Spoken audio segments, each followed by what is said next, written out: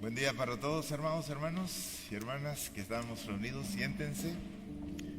Damos las gracias al Señor por la bendición que tenemos de alabarlo, de cantarle, de poder apartarnos también de los asuntos del diario vivir y concentrarnos en la reflexión del Señor. Esa es la idea del día de reposo. El día de reposo tenía esa función, dice, descansarás tú, tu esclavo, tu asno, tu buey, y reposarás. La idea es que uno pare de hacer lo que hace comúnmente, ¿verdad? En su trabajo diariamente usted se levanta bien temprano para ir a hacer la labor y hacer todo lo que hace usted en el día, pero en el día de reposo encontrábamos este espacio para reflexionar en el Señor, pensar en lo que Él quiere, en lo que Él es para mí. Entonces esa es la función del día de reposo, además pues que da una parada a uno, ¿no?, de descanso. Entonces le ofrece esa bendición de poder estar aquí. Gracias amigos y hermanos por estar también sintonizándonos a través de la página. Les enviamos un saludo a todos nuestros hermanos allá con sus familias, ¿verdad? A mi familia que está atenta también. Tengo mis hermanos en Estados Unidos y ellos están ahí atentos. Bendecimos sus vidas. Quiero contarles que me escapé un par de semanas, ¿verdad? Si se dieron cuenta. Estuve predicando en 2 iglesias y pues mandan saludos también las congregaciones. La iglesia de la Florida cumpliendo 51 años y la iglesia del Tabernáculo cumpliendo 114 años. Eran aniversarios, entonces tuve la oportunidad de estar allá con ellos, disfrutar un poco también del ambiente, de la manera como ellos están proclamando al Señor allá en sus iglesias. Hermanos, quiero invitarles a que abramos la Biblia a 1 Corintios capítulos 15 y vamos a leer desde el 50, aunque realmente nos vamos a enfocar en el texto en el 58. Nada más yo quiero que pensemos en las implicaciones que tienen las palabras del versículo 58, que yo creo que incluso ustedes se lo saben de memoria. Isaías, 1 Corintios capítulo 15, versículos, vamos a leer desde el 50, porque el 50 es realmente, desde las ideas del 50 son las que están detrás del versículo 58. Decimos nosotros que es importante leer el contexto para entender el texto, ¿verdad? Entonces, esa es la idea. Dice 1 Corintios 15, 50. Pero esto os digo, hermanos, que la carne y la sangre no pueden heredar el reino de Dios, ni la corrupción hereda la incorrupción. Y aquí os digo un misterio: no todos dormiremos, pero todos seremos transformados. En un momento, en un abrir y cerrar de ojos, a la final trompeta, porque tocará la trompeta y los muertos serán resucitados incorruptibles y nosotros seremos transformados. Porque es necesario que esto corruptible se vista de incorrupción y esto mortal se vista de inmortalidad.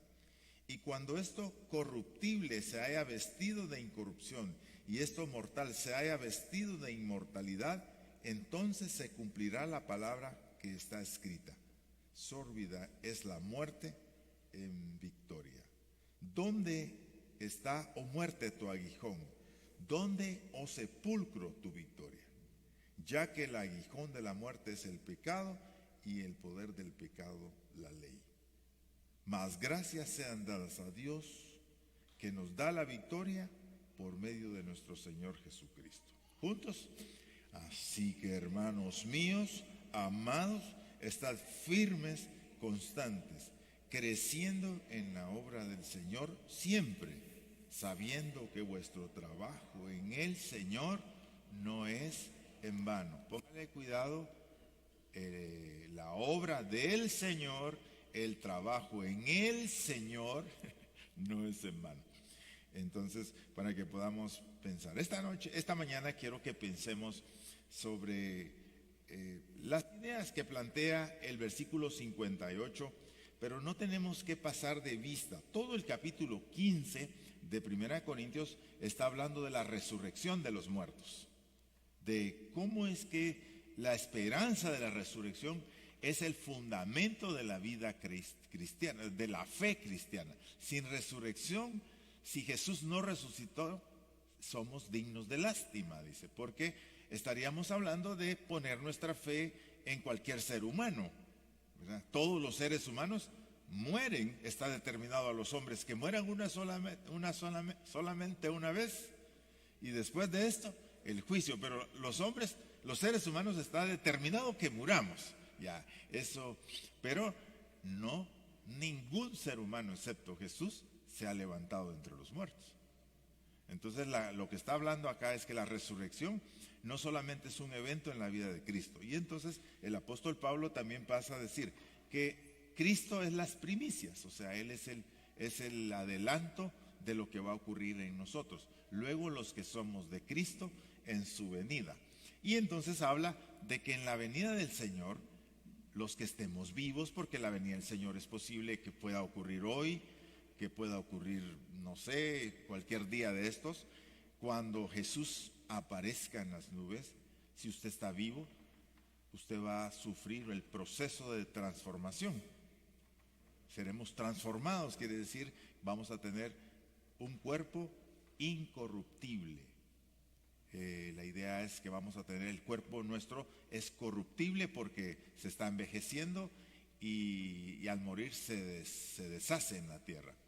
Pero el cuerpo que vamos a recibir en la segunda venida de nuestro Señor es incorruptible, es decir, no se va a envejecer.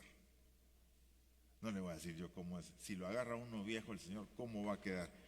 Pues la idea es, vamos a ser renovados, hermanos. El cuerpo de Cristo, el cuerpo que Dios nos va a dar, no podemos decir que va a ser siendo, si usted es un niño, va a quedarse como un niño, sino la idea es que así como en la resurrección de Jesús, Dios le dio un nuevo cuerpo, con esas propiedades, esa es la idea. Y cuando eso ocurra, Pablo dice que la muerte va a ser destruida, porque la muerte está determinado a los hombres y mujeres que mueran una sola vez, y después de esto el juicio. O sea, ahora todos los seres humanos estamos sujetos a la muerte mientras Jesús no haya establecido su reino.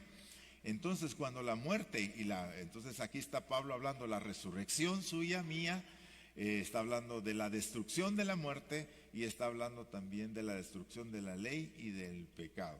De manera que en la segunda venida de Jesús va a inaugurar en la era de la eternidad. Ya no vamos a tener ni llanto ni clamor, no habrá, Dios enjugará de sus ojos las lágrimas de todos que estamos todavía vivos y seremos transformados. Y entonces, este es el contexto en el que el apóstol Pablo está hablando. Le sugiero que usted lea el capítulo 15 de 1 Corintios y repase sobre eso.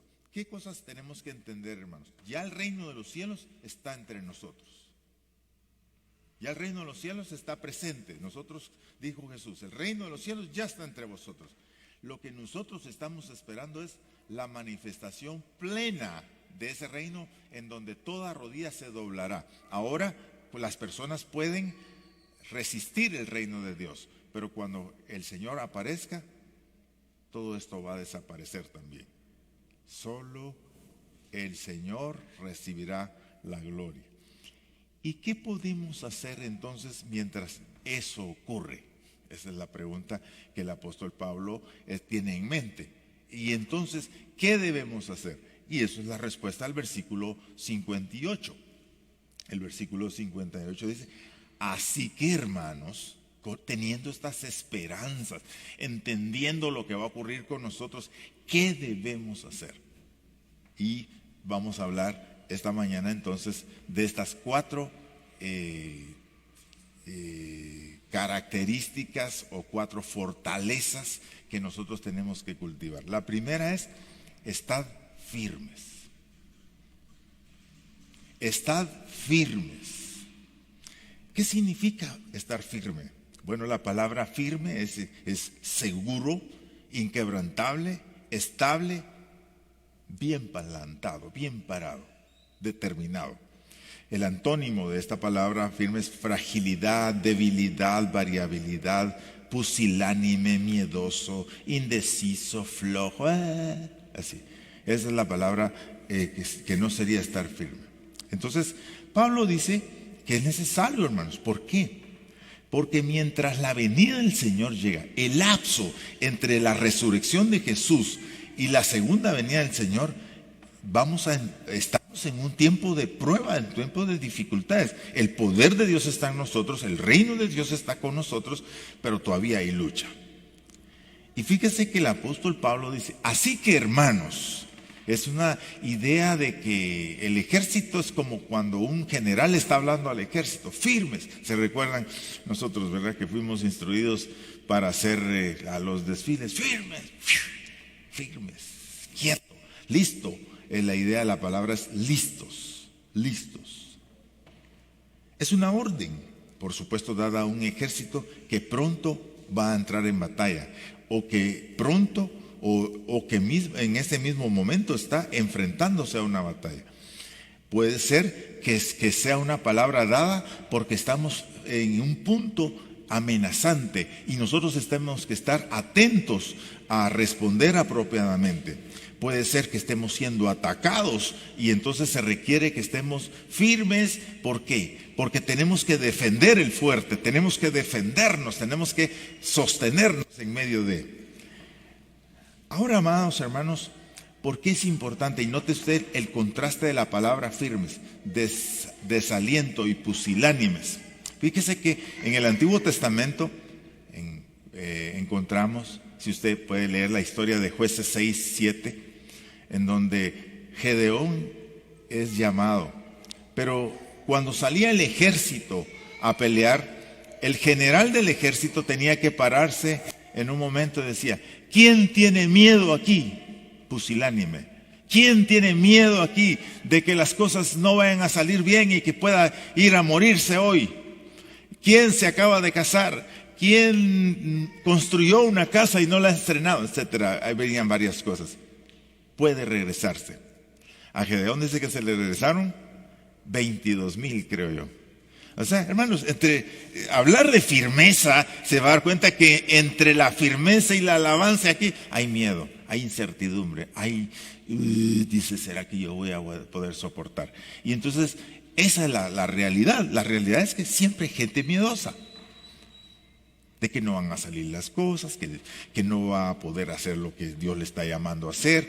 En fin, firmeza. La firmeza es una fortaleza de carácter que desarrollamos, no es una cosa con la que nacemos, sino es algo que nosotros desarrollamos. Por eso Pablo dice, estad firmes, porque usted tiene que desarrollar esa fortaleza en su vida. Mire, el trabajo de algunas personas es desafiante todos los días, hermanos. Y tiene que desarrollar fortaleza para resistir. Bueno, la misma familia, en la misma familia escuchamos tantas cosas todos los días, ¿no? Y tenemos que desarrollar fortaleza para poder mantenernos en las decisiones que hemos tomado. Si usted quiere ser una buena esposa, usted tiene que pararse firme. Pero pararse firme no quiere decir, a mí no me tocas. Pararse firme es para decidir hacer lo que es correcto. Jesús dijo que a causa de la maldad de algunos, el amor de muchos se enfriará. Es que las personas van a perder la firmeza, la esperanza. En los últimos días muchos apostatarán de la fe. Aparecerán hombres burladores, amadores de sí mismos, que harán que los creyentes se aparten. ¿Por qué? Porque no estaban firmes, hermanos. Lo que a vosotros os digo, a todos lo digo, velad, dijo el Señor.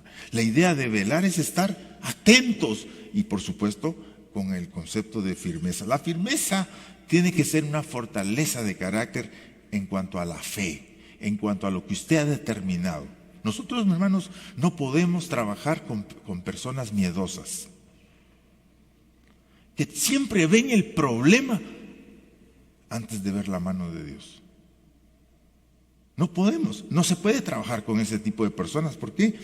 Porque es precisamente el tipo de personas que estorban y que hacen que digamos, los proyectos de Dios no se realicen. Entonces usted tiene que calcular, ¿estoy siendo previsor o tengo miedo? Entonces, si es miedo, el miedo, hermanos, no es de Dios, porque el amor perfecto echa fuera el miedo. Ahora, claro que tenemos que tener y calcular los hechos. Dice Jesús, si alguien quiere construir una torre, no se sienta primero y calcula para ver si aquella torre puede ser construida o si tiene que enfrentar un ejército más grande. No calcula para ver si le puede hacer frente o rendirse. O sea, el tema es, Jesús no está hablando, hermanos, de que nosotros nos dejemos ir de cabeza. Jesús está hablando de que evaluemos las cosas conforme su palabra nos guía y evaluemos las circunstancias. Josué, cuando fue enfrentándose, cuando fue enviado para ser de los 12 espías y regresó con el informe, los 10 que regresaron dijeron, señores, la tierra es fantástica, miren los racimos de humos que contrajimos. Y miren, el fruto es una tierra de verdad que fluye leche y miel, pero ahí hay gigantes ustedes, ahí no vamos a poder. Pero Josué dice, hermanos, si Dios está con nosotros, nosotros los comeremos como a pan. Es cierto, hay gigantes, pero con nosotros está Dios. Vea, evaluando. La firmeza se requiere en momentos decisivos de la vida. La firmeza se requiere para mantener su fe. La firmeza se requiere cuando usted está enfrentando una prueba. Se requiere firmeza.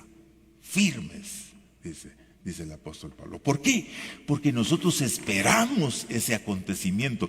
Y mientras ese acontecimiento ocurre, nosotros estamos pensando en en estar participando en ese día hermoso.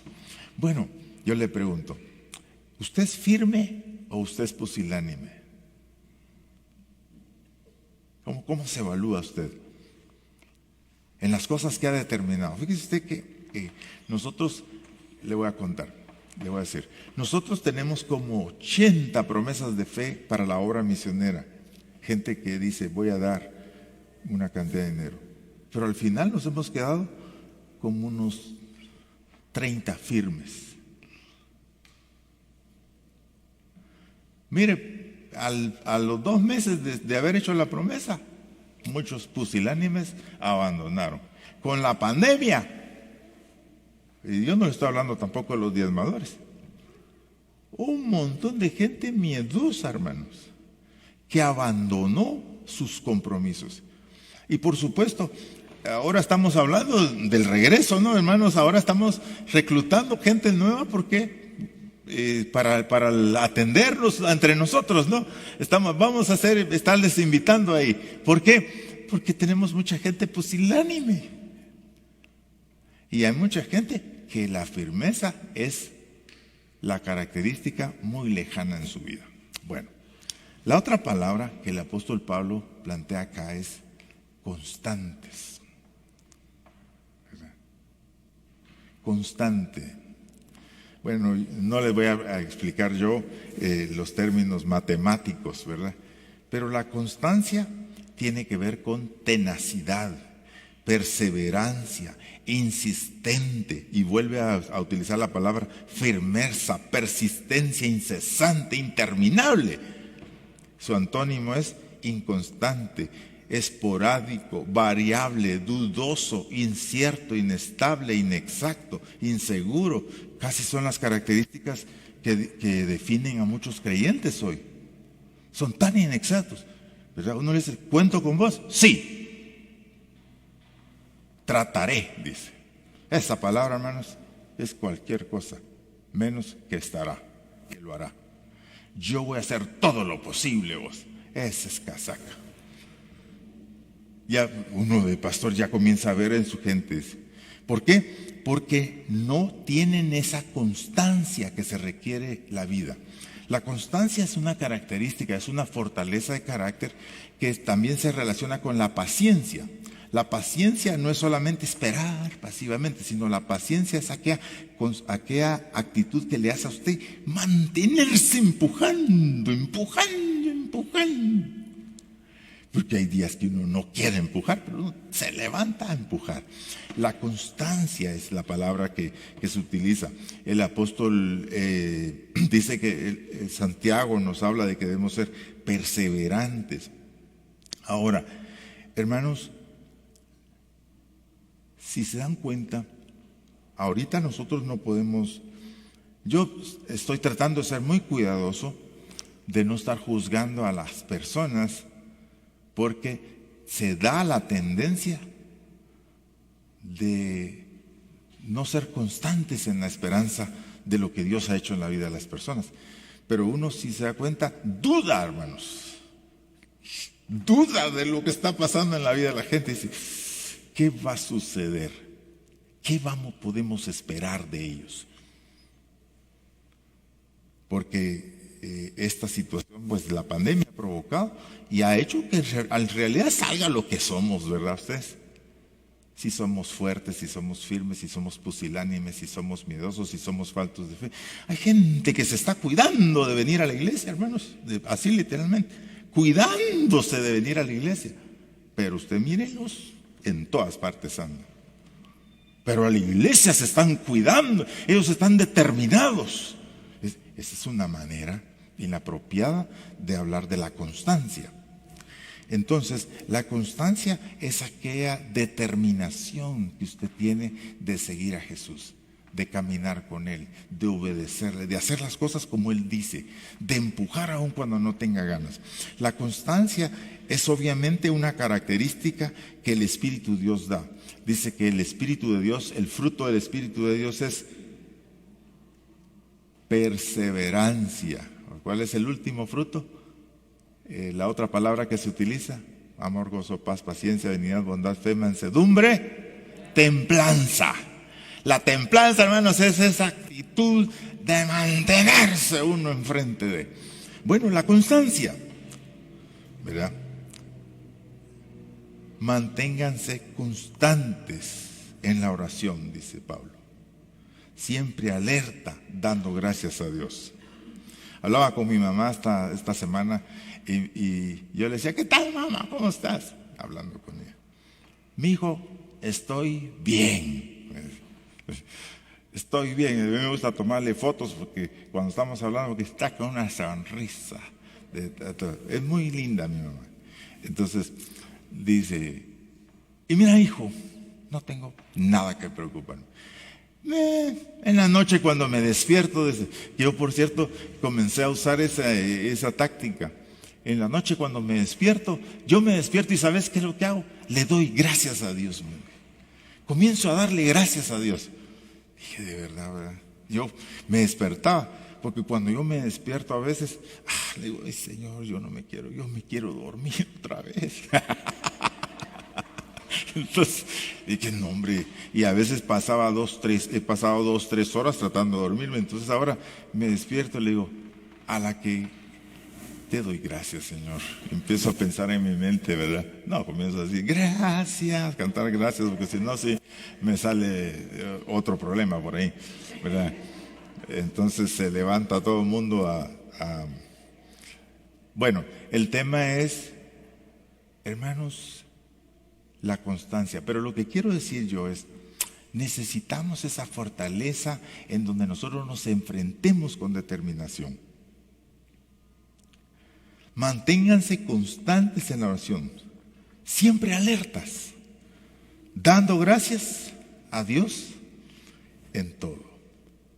Gozosos en la esperanza, sufridos en la tribulación, constantes en la oración.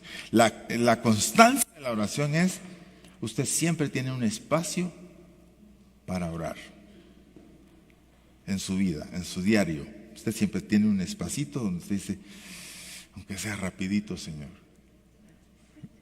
voy a tomar un ratito, ¿verdad? Y usted siempre consulta, ama, expresa al Señor su bondad. Firmes, constantes. ¿Por qué? Estamos esperando el día de la manifestación de Dios. Hermanos, eso tenemos que vivir bajo esa expectativa.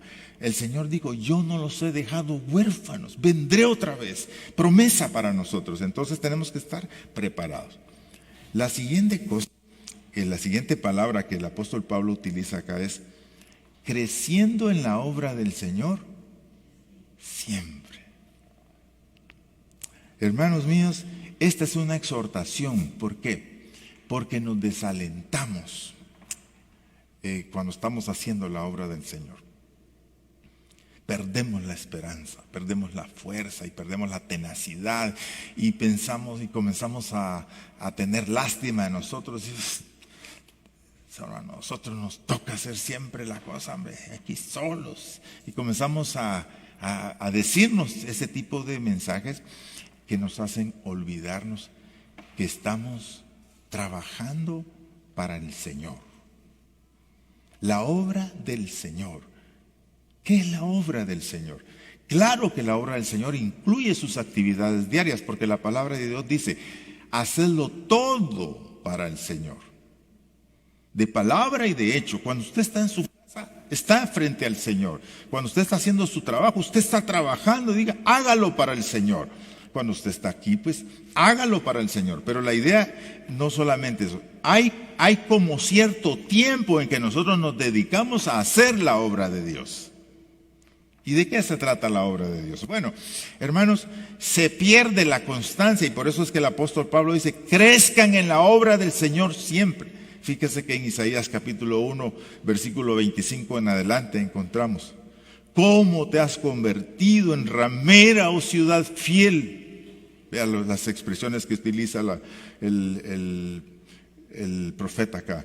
Llena estuvo de justicia, en ella habitó la equidad, pero ahora los homicidas.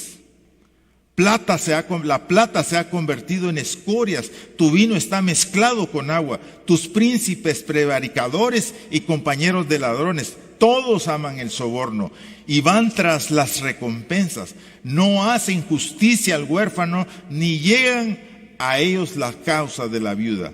Por tanto, dice el Señor Jehová de los ejércitos, el fuerte de Israel, ¡Ea! Tomaré satisfacción de mis enemigos, me vengaré de mis adversarios, y volveré mi mano contra ti, y limpiaré hasta lo más puro tus escorias, y quitaré toda tu impureza. Pero quiero que vean el contraste. ¿Cómo te has convertido, oh ciudad fiel? Esta ciudad fue fiel. Tuvo compromiso con Dios, amaba a Dios, servía a Dios. Pero ahora ha ocurrido un cambio en la vida de esta ciudad. Había justicia, habitaba la equidad, pero ahora los homicidas, los ladrones. Ahora el Señor tiene una determinación. Dice, te limpiaré hasta lo más puro tus impurezas. Y claro, cuando se hablaba de metales, hermanos, no se puede limpiar el metal sino en el crisol. Entonces, ¿qué tiene que hacer el Señor? El Señor dice, yo quitaré mi muro de protección, le dice a Ezequiel, que he puesto en Ezequiel 22, dice, yo quitaré mi muro de protección para que tus enemigos vengan y te pongan en aprieto, para que te des cuenta de tus situaciones. Y por eso es que la vida de algunas personas, hermanos, es de lucha y lucha y lucha y lucha y no salen. ¿Y no salen por qué? Están llenas de impureza. Han dejado al Señor. Su obra no significa nada en sus vidas. Es que a nosotros, hermanos, el hablar del Señor y hablar de servir al Señor es interesarnos en la obra del Señor. Ahí se expresa nuestro compromiso con Dios. Bueno, creciendo en la obra del Señor siempre. No puedes estar aquí de adorno, dice el Señor. Tienes que encontrar algo que hacer comprometidamente. Es posible ir en decrecimiento también. en la obra del Señor. Hemos perdido la constancia, se ha perdido la firmeza. Lo que hacíamos a diario, lo hacemos ahora una vez por semana, y si da mucho tiempo, no hay tiempo, lo hacemos una vez al mes o lo hemos dejado de hacer. Lo que era un principio ahora es la excepción en mi vida. Y entonces, ¿qué ocurre? ¿Cómo te has convertido? Y es que uno está convirtiéndose siempre, hermanos, o convirtiéndose más pareciéndose al Señor, o convirtiéndose más pareciéndose a cualquier cosa. Pero la idea es que dice, la vida del justo es como la luz de la aurora, que va en aumento hasta que el día es perfecto. Entonces, tenemos que trabajar con el modelo que tenemos, que es nuestro Señor. Lo que nos daba gozo ahora, hermanos, es tarea pesada. En realidad estamos muriendo. Puede ser. ¿Qué ha pasado en mi vida? Y esto es importante que examinemos. Tenemos que examinar mis motivaciones. ¿Realmente amo a Dios? ¿Realmente amo su obra? ¿Me encanta hacer lo que tengo que hacer? Bueno, vea usted, es posible que algunas personas con algunas verdades se confrontan, hermanos, y en vez de avanzar con Jesús vuelven atrás. Dice en Juan 6:35, todo el capítulo 5 y 6 de Juan es una discusión entre Juan y la gente y entre Juan y sus discípulos. La cosa es que Jesús dijo, yo soy el pan de vida. Jesús le dijo, yo soy el pan de vida. Y el que a mí viene nunca tendrá hambre. Pero ¿por qué el pueblo vive con hambre, hermanos? Es la pregunta que uno tiene que hacer. Dice que el que a él viene nunca tendrá hambre. Pero hay gente hambrienta, hermanos hambrientos. ¿Qué les pasa? Bueno, algo está pasando en sus vidas.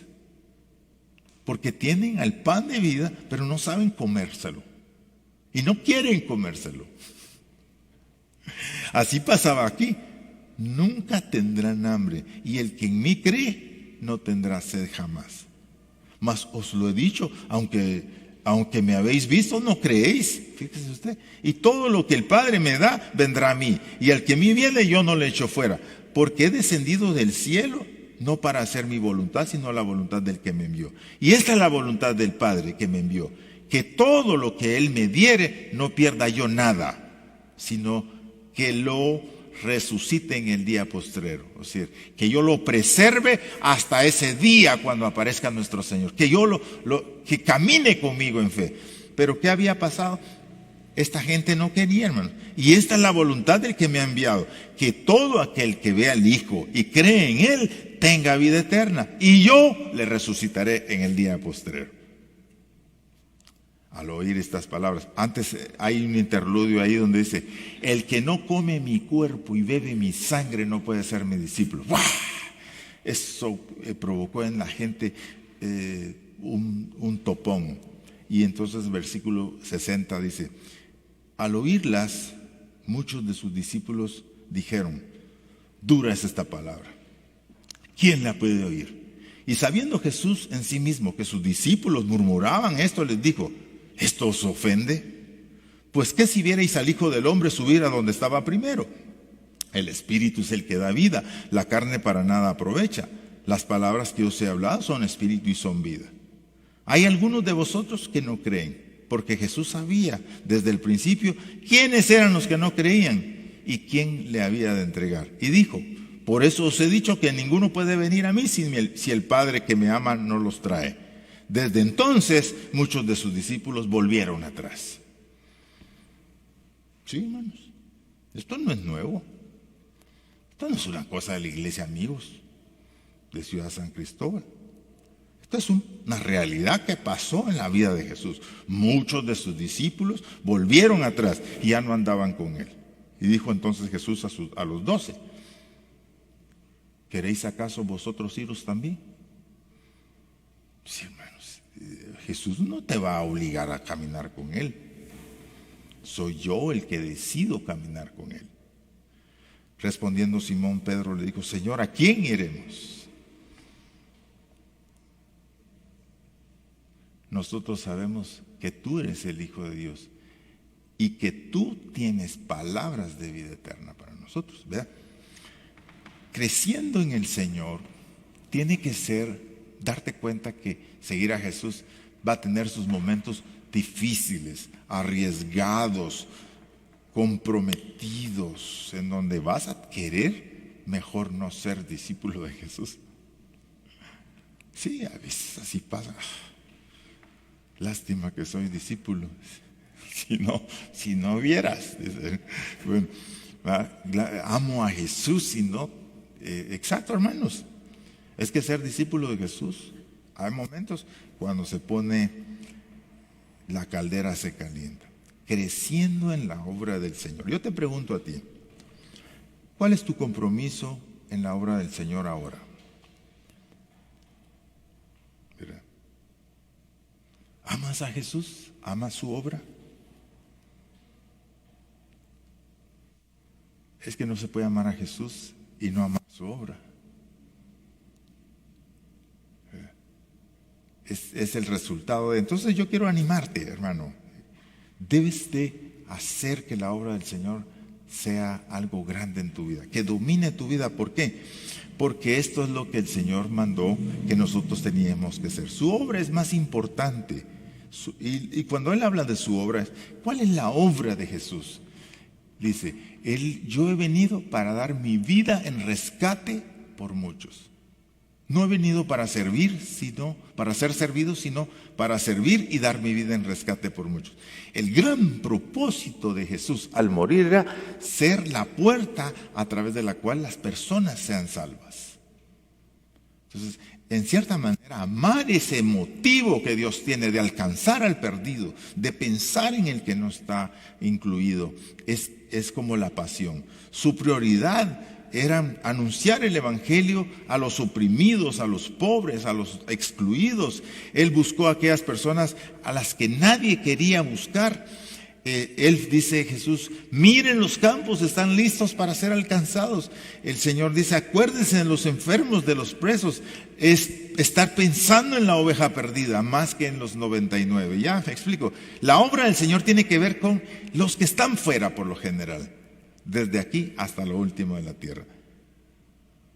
Yo para esto he venido, para dar mi vida en rescate. Entonces la obra de Dios tiene que ver con lo que hacemos aquí en la iglesia, pero también tiene que ver con ese objetivo último que el Señor tiene con cada persona, que Él quiere que todas las personas sean salvas. Ahí tenemos que poner nuestro corazón, creciendo en la obra del Señor siempre, hermanos, siempre. Es un adverbio de tiempo, ¿verdad? Que habla de una permanencia en aquella decisión. Y por último, el Señor dice, bueno, termino aquí con esta idea. Las personas pueden perder la constancia que la obra del Señor requiere. Y puede ser que esté muriéndose en ti esa pasión. ¿Quién es pues el siervo fiel y prudente al cual puso su Señor sobre su casa para que les dé el alimento a tiempo? ¿Quién será ese siervo?, pregunta el Señor. Bienaventurado aquel siervo al cual cuando su Señor venga le haya haciendo así. De cierto os digo que sobre todos sus bienes le pondrá. Entonces encontramos que la obra del Señor requiere que priorices, que hagas espacios para servir, para interesarte en la gente, para orar por las personas. Estamos orando en ese devocional, siempre tiene una sección, dice, ora por tus amigos. Hermanos, eso requiere tiempo. Ora donde dice, recuerda que tus amigos están en la misma lucha que tú. Están luchando con sus hijos, están luchando con esas ideas. Ve tú enfrente del Señor y dile al Señor. Así que hay personas que son como aquel siervo fiel, pero hay personas que están actuando como el siervo infiel, hermanos. Que dijo, mi Señor tarda, Él no va a venir luego. Y comenzar, dice, pero si aquel siervo malo dijera en su corazón, mi Señor tarda en venir, comenzaré a golpear a sus consiervos y aún a comer y a beber con los borrachos. Vendrá el Señor de aquel siervo el día que éste no espera y a la hora que no sabe, y lo castigará duramente y pondrá su parte con los hipócritas. Ahí será el lloro y el crujir de dientes. Creciendo en la obra del Señor siempre. Firmes, constantes, creciendo en la obra del Señor siempre. Yo le pregunto entonces a usted, ¿cómo se evalúa usted? Yo no estoy pidiéndole que usted haga lo que usted no quiere hacer, pero le pregunto, ¿cuál es la pasión que mueve su vida? Bueno, hay otra cosa que dice el apóstol Pablo aquí, que mientras esperamos que llegue nuestro Señor. Es mientras esperamos, ¿verdad? Estamos en esta idea. Sabiendo que vuestro trabajo en el Señor, ¿cómo es, hermanos? No es en vano.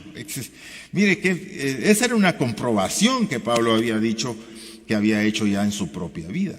Todo lo que usted haga para la obra del Señor no es en vano.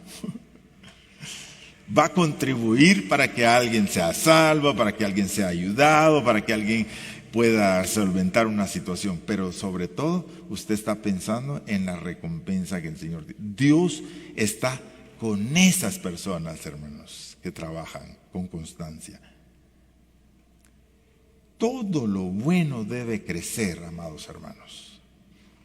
Todo lo que es, si hay virtud alguna, dice el apóstol Pablo, en esto pensad. Lo bueno, lo justo, lo correcto, en esto pensad. Cuando hablamos de la obra del Señor, estamos hablando de la cosa más noble que a favor del ser humano es Dios perdonando sus pecados y reconstruyendo sus vidas para ellos. Esta es la parte más noble que podríamos asegurarnos para los demás. Cuando el Señor les contó la parábola del hijo pródigo, la parábola del buen samaritano, es cuando el samaritano mira que está aquel en aprietos, se baja, lo cuida, lo limpia, lo lleva a un hotel y lo deja ahí. Cuando él se va, dice, cuídamelo y todo lo que gaste de más, yo te lo pagaré. Al final, el buen samaritano ahí es Jesús. Lo que está tratando de enseñar Jesús es que el buen samaritano es Dios, no la religión ni esos religiosos. Es Dios. Y entonces cuando Él lo curó, lo sanó y lo llevó a un hotel y lo cuidó, le dijo, cuídamelo y todo lo demás que gaste, yo te lo pagaré. Esta es la palabra, es la promesa.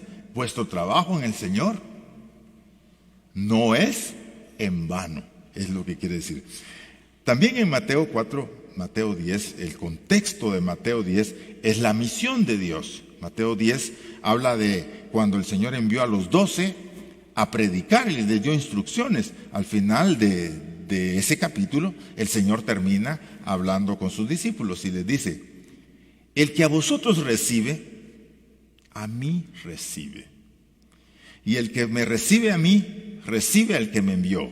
Y el que recibe a un profeta por cuanto es profeta, recompensa de profeta recibirá. Y el que recibe a un justo por cuanto es justo, recompensa de justo recibirá.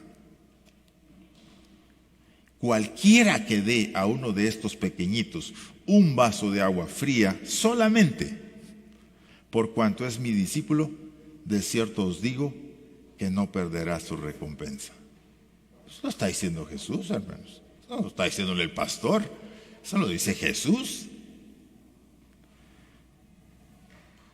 Y entonces los apóstoles dicen, entonces Pedro respondió y le dijo, he aquí nosotros lo hemos dejado todo y te hemos seguido.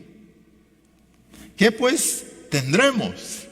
Le dice, ese Pedro, ¿verdad? Hablaba sin pensar, pero de todas maneras refleja lo que algunas personas tienen en mente. ¿Y qué recibo yo con estar ayudando, ofrendando, estar dándole a la gente? Bueno, dice, y Jesús le dijo, de cierto os digo,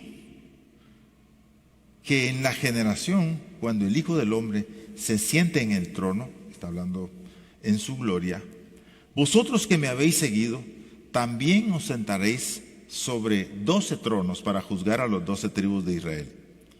Y cualquiera, así que no era solo para los apóstoles, cualquiera que haya dejado casas o hermanos o hermanas o padre o madre o mujer o hijos o tierras por mi nombre, recibirá 100 veces más y heredará la vida eterna.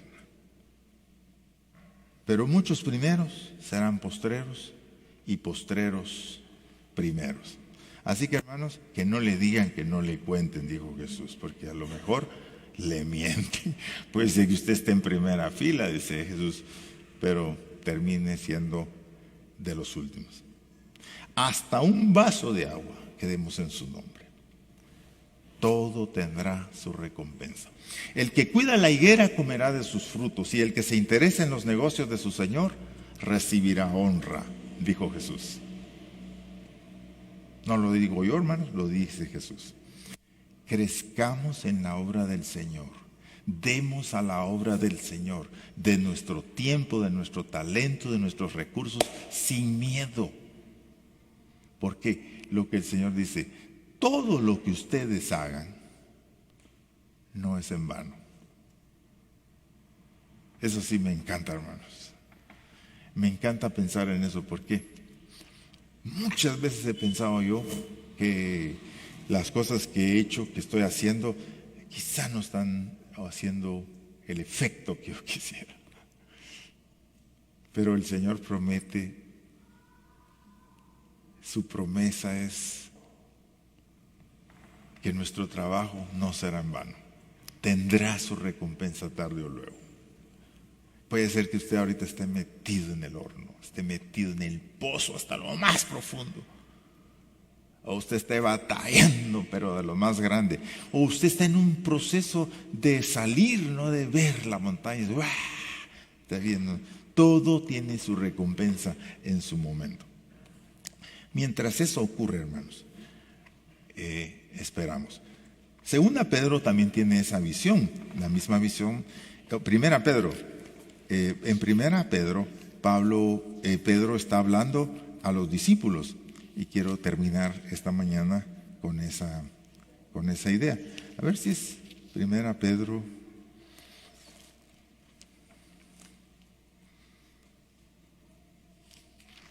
Es 2.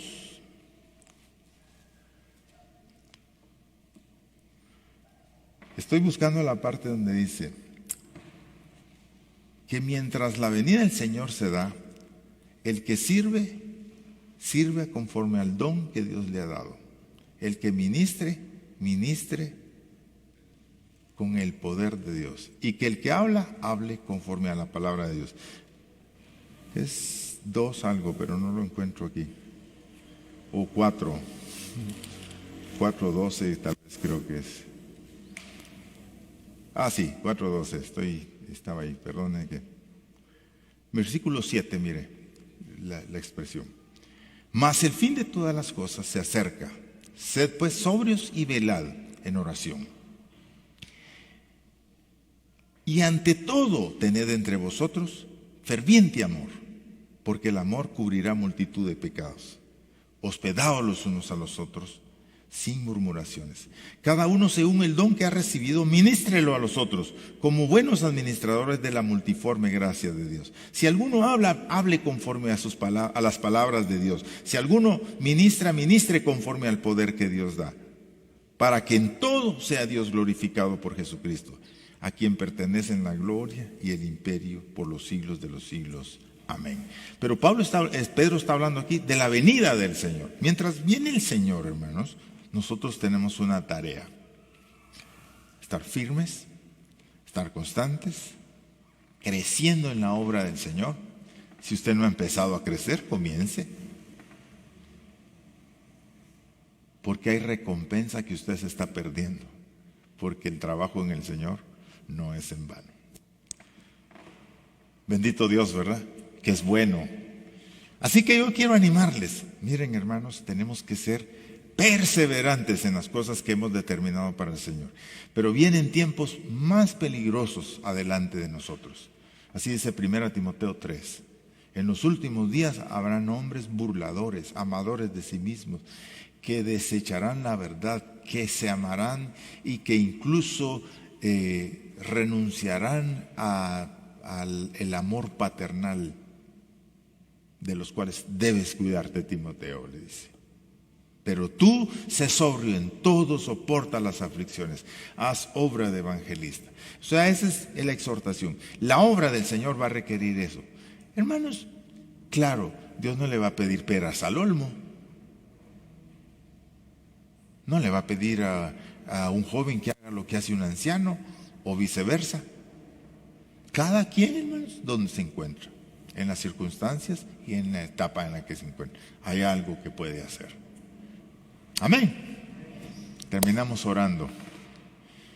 Yo le pregunto esta mañana entonces a usted, haga su examen. ¿Estoy firme? Puede dar un chequeo, todavía usted le pone, cuando yo no he realizado bien una cosa, le pongo un signo de interrogación. ¿Cheque o signo de interrogación? ¿Constante? ¿Cheque o signo? ¿Creciendo en la obra del Señor? ¿Siempre? ¿Cheque o signo? ¿Ya está comprobado que el trabajo en el Señor no es en vano? Es la pregunta que el Señor hace esta mañana, ¿verdad? No, hermanos, nada de lo que hagamos para Dios se quedará sin recompensa. Amado Padre, danos este corazón y esa ternura tuya de amarnos hasta el fin, dice tu palabra. Que nosotros también podamos imitarte a ti en nuestra respuesta de amor. Quiero, Señor, orar que los que estamos hoy reflexionando en esta palabra podamos decidir mantenernos firmes hasta el día que veamos tu llegada o que nosotros vayamos a estar contigo. Permítenos desarrollar la fortaleza de la constancia y la perseverancia y permítenos ser los mejores trabajadores en la obra del Señor. Permítenos mejorar nuestras capacidades para trabajar en la obra del Señor. Y Padre amado, permítenos ver las recompensas también. Que nosotros nos podamos dar cuenta, Señor, que es honroso servirte y que tú no te quedas con nada. Bendecimos todo lo que hemos podido hacer, Señor, en nuestra vida hasta aquí. Pero nosotros queremos crecer, queremos avanzar, queremos ir adelante, Señor. Y queremos cosechar más recompensa por nuestro trabajo. Queremos ver nuestra familia salva, queremos ver a nuestros amigos llegando a tus pies, queremos ver iglesias levantadas en otras naciones, queremos, Señor, que nuestros niños sean y lleguen a ser hombres y mujeres de fe, queremos ver tener esa bendición y esa recompensa, pero también, Señor, queremos ver que tú nos recompensas por hacer lo que es correcto en el diario vivir. Te agradezco, Señor. Te bendigo en el nombre de Jesús y decido en el nombre de Jesús desarrollar estas cualidades en mi vida, Señor. A ti te lo pido, Padre, en el nombre de nuestro Salvador. Amén. Amén.